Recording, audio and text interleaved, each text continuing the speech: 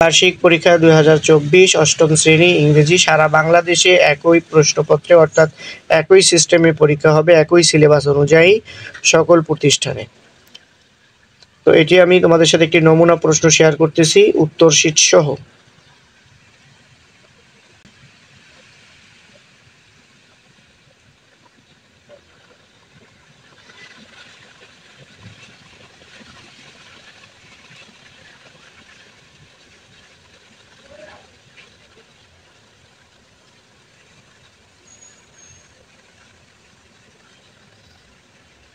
grammar 30,